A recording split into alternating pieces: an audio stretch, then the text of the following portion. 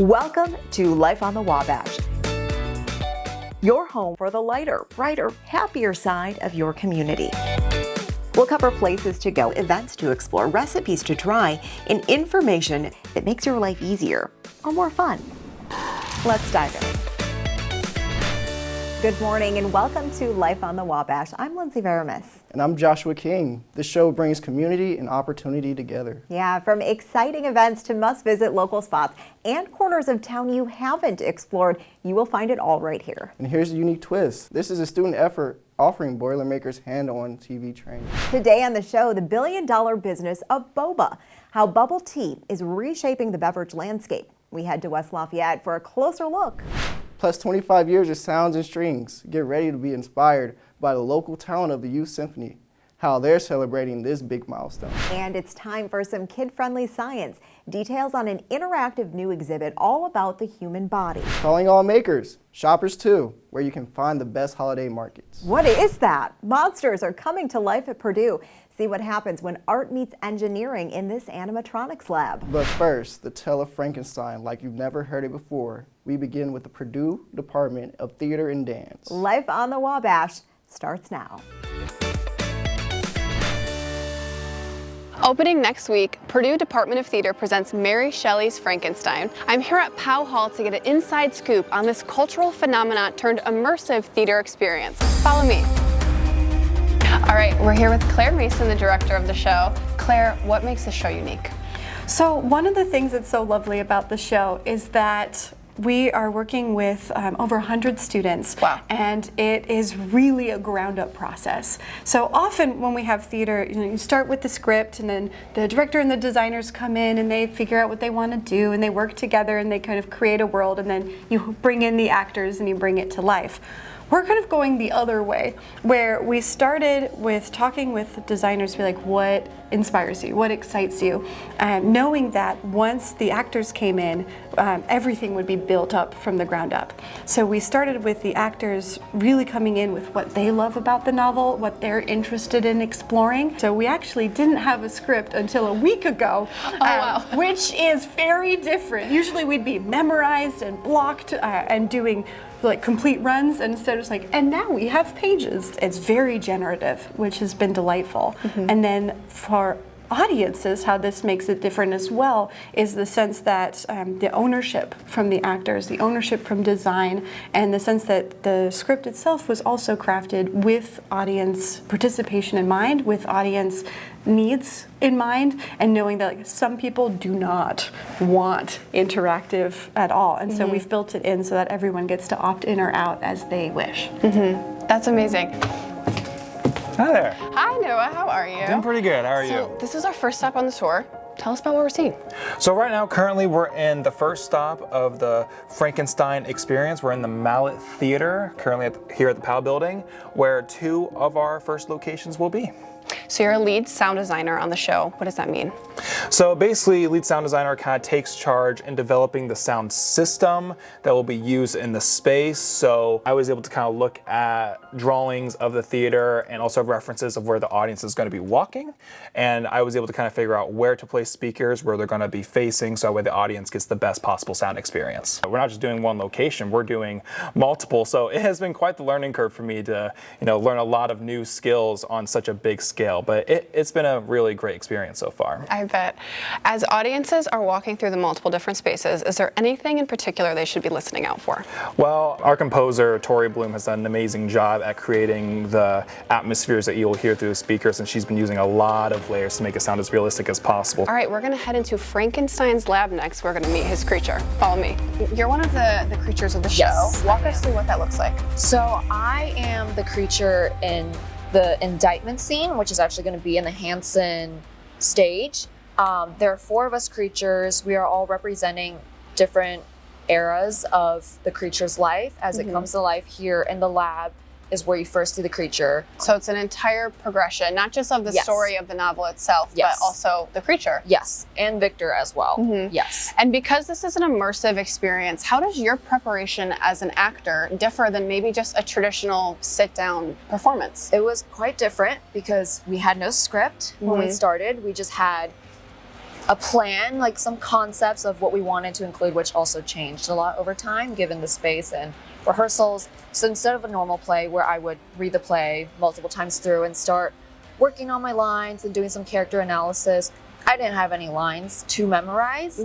I personally read the novel itself. I read the 1818 version. Some people read the 1831 version. Read it a couple times and took a lot of notes. And then we also had an idea of each creature having a personal backstory of who they were before they became Victor's creation. So I also did a lot of research on just the time era and what kind of job, occupation, social class that I would have been. We're in our second official space of the production. What is this going to turn into? This is Victor Frankenstein's lab. This is where you will first see the creature come to life. So we have this counter here, which will be filled with different animatronics of different human body parts to mimic a lab setting. And then here in the middle, we will have a big lab table where the first creature will be lying under a sheet, and the audience will be able to meander around and see Victor see his creature come to life. And wow, in real time. Yes, in real time, and just start the story for the rest of the novel. Amazing. I'm here now with Gabriel. Gabriel, you're one of 5 Victor Frankensteins, and this is our next set. What are we seeing here? Yeah, so this is the descent scene. This scene is a very important part in the story where Victor starts descending into madness after he creates the creature because he doesn't really make peace with the fact that he just created a new being. And this is the representation of this. So each group that comes in here is going to have a different experience, right? Yes. How do you encourage audiences to really immerse themselves in the scenes that they're seeing before them? We have a lot of elements here that you might not necessarily notice that we put here intentionally so that the audience can really feel like they belong in this story. So definitely just being present and listening to what the actors are saying, watching what they're doing. Notice the visual, the sound elements, and feel free to interact with all of us. All right, now I'm here with Ainsley, our stage manager. What are some of the unique challenges that you had to face? Because you're not just operating in one venue, you're operating in multiple. What does that look like? It was really strange. It took a lot of brain power. I had to source out 2 other stage managers, which has never been done. Normally we have a team of 3 here. What are you most looking forward to for the opening night? So the first thing is I get a walkie-talkie and an earpiece, and I'm gonna feel like a Secret Service person. Very excited. And I'm also just excited to see everyone's reactions because it's gonna be different every time someone goes through, and that is gonna be so fun. We're in the same Victor Frankenstein lab that you saw earlier, and come showtime, this entire table is gonna be full of animatronics. Let's see how they came together. Frankenstein's laboratory has nothing on this space. We are trying to make a set of breathing lungs. Like in the story, future engineers and artists are working here like mad scientists. I've really enjoyed working on a lot of the tongues. Toiling at a frenzied pace to bring creatures to life. If I wanted to make a finger move, what would that look like? I can break that down into 3 joints that each move like this, and then also we want some kind of motion like this. Katie Christian is part of a Purdue first. She's working in a brand new lab with a Hollywood twist. These creatures are destined for the stage. Animatronics is the art of making a copy of a human or a copy of an animal as lifelike as possible. They are usually used in theme parks and the film and entertainment industry. Professor Michael Meyer is leveraging a background in movie makeup and special effects to teach this one-of-a-kind class. It takes an interdisciplinary approach and is as hands-on as you can get. We're combining everything, the art, the technology, the programming, the science behind that. This semester, students are outfitting a scene for an adaptation of Mary Shelley's Frankenstein. He's this crazy mad scientist, and so he has these human parts all laid out in his laboratory. Next semester, they'll tackle Midsummer Night's Dream. A lot of what engineers do is very functional. We want to make something to do something. And I think when you mix it with art, it's like the highest form of engineering mastery because your artwork, your product makes someone feel a certain way. Not only does it have to look real, it needs to move and tell a story. Being able to brainstorm something and then design it and then actually hold it in your hands is really amazing for me. He hopes the project is equally delighting for audiences. They'll just glance and they'll say, oh, that's really neat, that's cool. For me, it'll be like, oh, okay, that's the months of work that I've put in. There it is, and it's finally actually like working and it's come to fruition. The curtain rises November 8th. Looking for a fun and educational adventure for your kids this season? How about one that helps them learn about themselves? Joining us today is Monica Adams from Imagination Station, a science center for families in downtown Lafayette. Monica is the program's coordinator. You have a new traveling exhibit called Magnificent Me. Can you tell us some more about it? Yeah, so Magnificent Me is a traveling exhibit from the Museum of Discovery in Little Rock, Arkansas. And it's all about the human body. And so there will be different hands-on displays showing kids things like how does your blood move in your body and what's going on with your bones when they break. And there will be about 13 new exhibits in our downstairs area that kids will get to do like hands-on stuff with. Wow. What do you think will be the most exciting component for kids?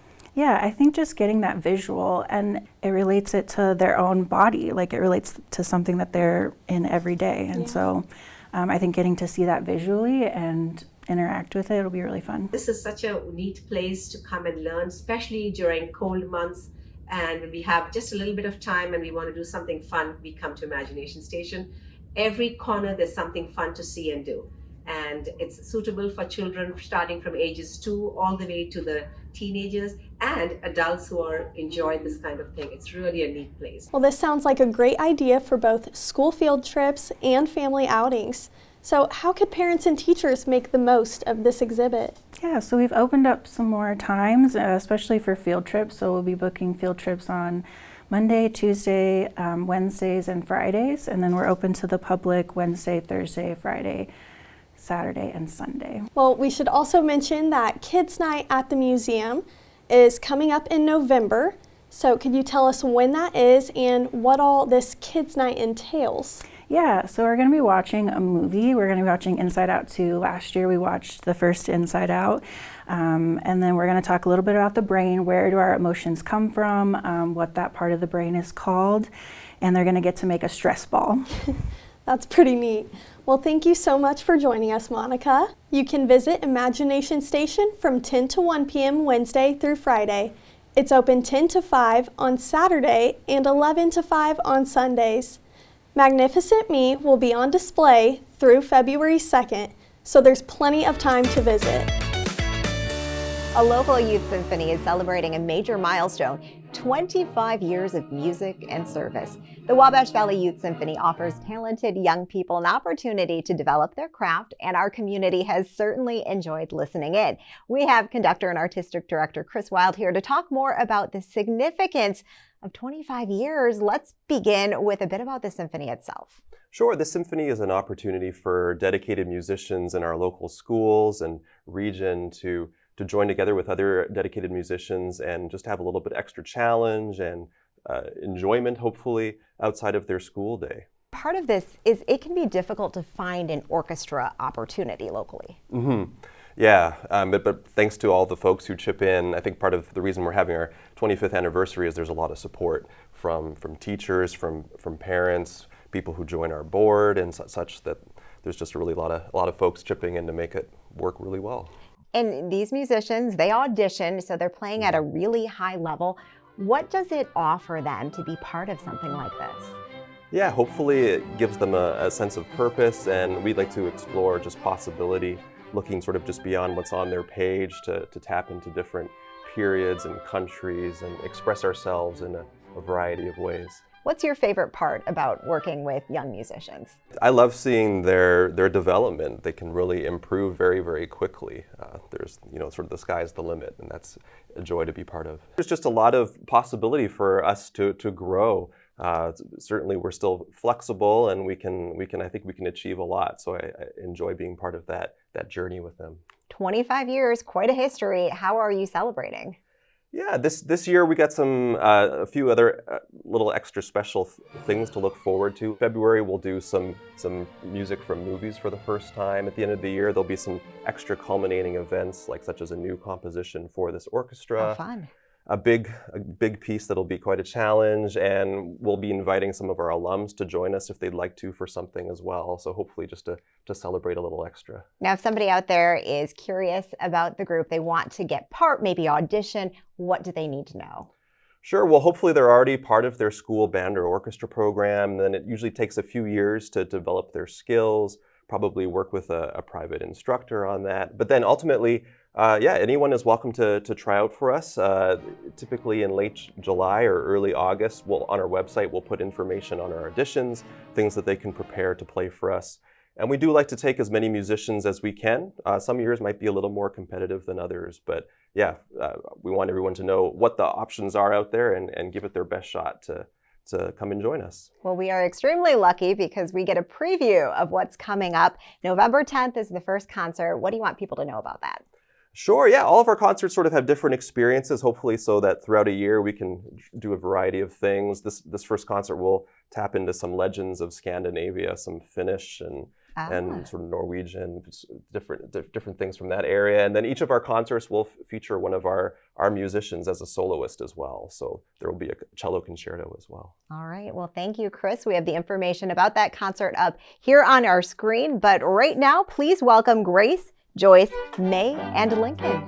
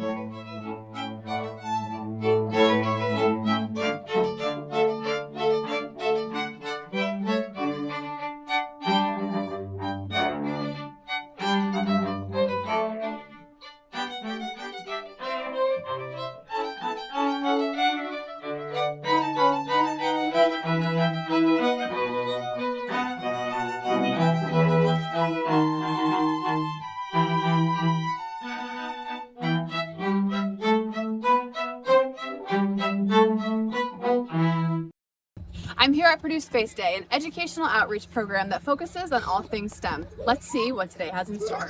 Mo, tell us about Purdue Space Day and what is the mission?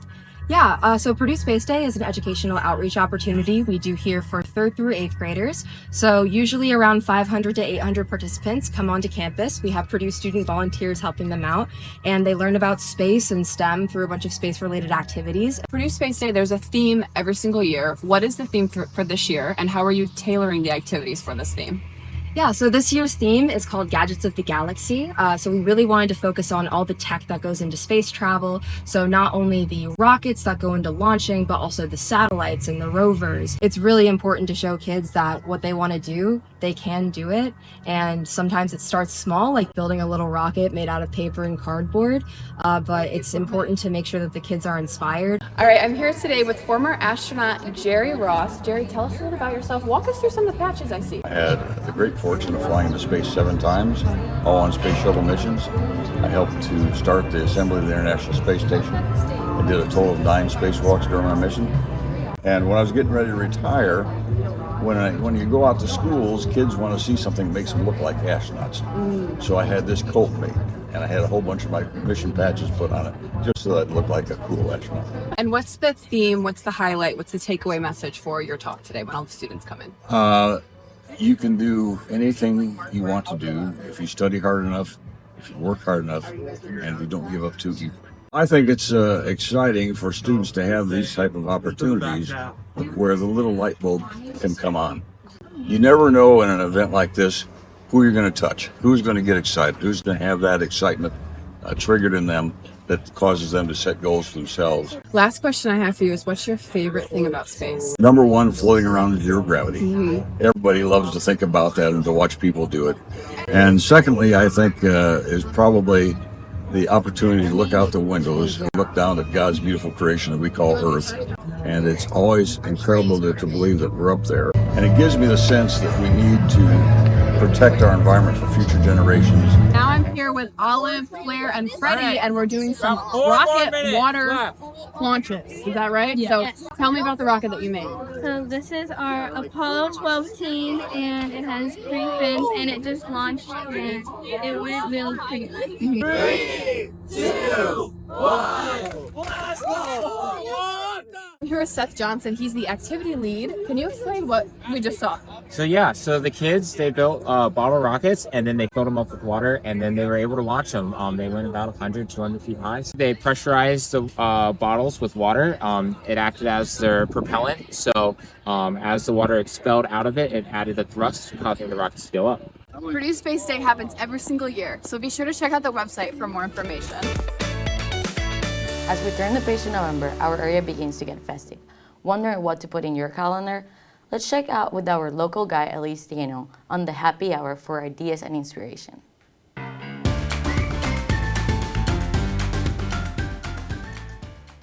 Elise is an expert in all things local and documented on her social media. Glad to see you, Elise. Good to see you. Let's start first talking about a very unique 5K Fit to Fly. Yes, the Fit to Fly is going to be at the Purdue Airport. The 5K will take place on the Purdue Airport runway. All are welcome, all ages. You just register online. You also get a free event shirt. But you can run, walk, stroller friendly. And then what I love is that all the proceeds are going to go to Purdue Aviation Safety to help bring in speakers and workshops that will benefit the students about mental health awareness and fitness. That's so nice. I will probably go to that running. Yeah. Let's also talk about the holiday markets that are coming up. The first one is next week. That is Heritage Christmas Market. Can you talk about it a little bit? Yes, this will be for 2 days, November 9th and 10th. It is $10 per car. That will get you entry. Yeah. And then they will also have vendors that you can shop. There will be food. There's beer and wine for those 21 and up. They'll have bonfires, you can visit Santa, there's going to be crafts, and of course you can see their beautiful alpacas, and the land is just beautiful to roam. It's like stepping into a holiday movie. We should also talk about the Matchbox Holiday Market and Maker Showcase. Yes, this is a great way to support local. So it's free to attend, all are welcome, all ages. It's going to be at the Matchbox co-working space, which is a fun space to go in anyways. But you can get some early shopping done, take the kids, let them pick out gifts for teachers and family members. And again, it's free to attend. Finally, we have the Han Mansion. They say that holidays are fun there. Can you talk a little bit about Han's festivities? Yes, Holidays at the Han is a beautiful place. The mansion turns into a festive holiday wonderland. Each room is decorated. There are decorations or there's Christmas trees. It's just very festive, and one of my favorites is usually they will have a train set up with a small Christmas village. That's kind of nice. Thank you for the insight for all the holidays experiences that are coming up. Thank you for coming, Elise. Thank you for having me. Don't miss our next episode. Elise will be back with a full guide to shopping local on Small Business Saturday. This year, it falls on Saturday, November 30th. It's a day to celebrate and support small businesses and all they do for their communities. We'll be taking a look at area boutiques, artisans, sales, and so much more. When something breaks, do you repair or buy a new one? The North End Community Center is trying to help us get more handy. So mark your calendar if you have something that needs a fix. On the first Saturday of every month, Today included, you can learn how to repair small appliances, bikes, handheld electronic devices, and more. You bring the item, the center will provide the tools and the instruction. They call it Repair Cafe. It's on Elmwood Avenue in Lafayette and open from 10 to noon. The next session is December 7th. Bubble tea, or boba, has been around a while, but the originally Taiwanese drink is now bubbling up in popularity here. It's largely due to social media. Viral videos like these are exposing more people to boba. Here's a taste.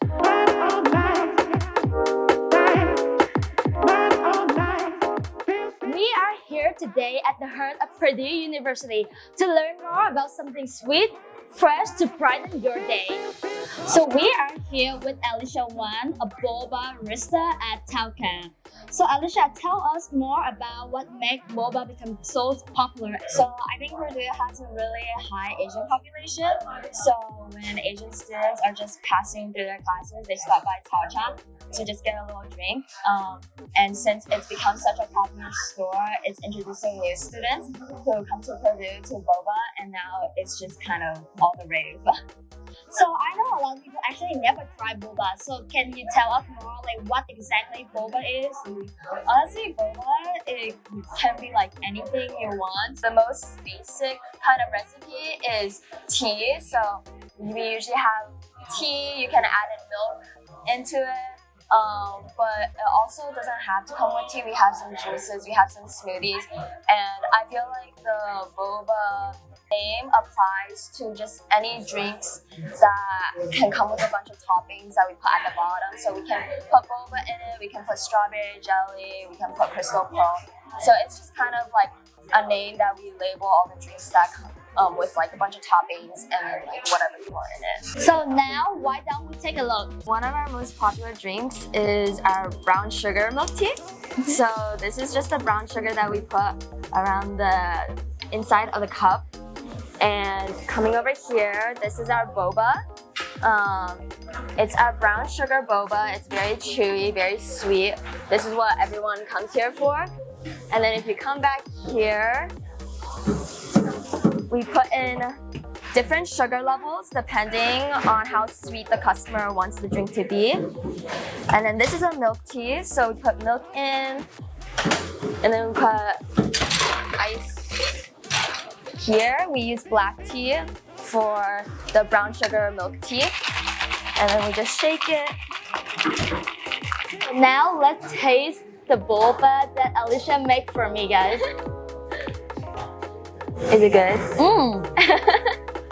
The boba is chewing. The taste is just phenomenal. You can find Tauca on State Street in West Lafayette. It's one of several boba cafes in our area. Nationally, bubble tea is now a $2.6 billion business. If you have a story you'd like to see on our next episode of Life on the Wabash, send us an email, connect with us on Instagram, or subscribe to our YouTube channel. Your voice will help drive the show, and we're eager to hear from you. Here's when you can find us next. Until then, we encourage you to explore more and have a happy Saturday. Brought to you in partnership with Purdue University Brian Lamb School of Communication and NBC 16 Lafayette, a Star City TV station.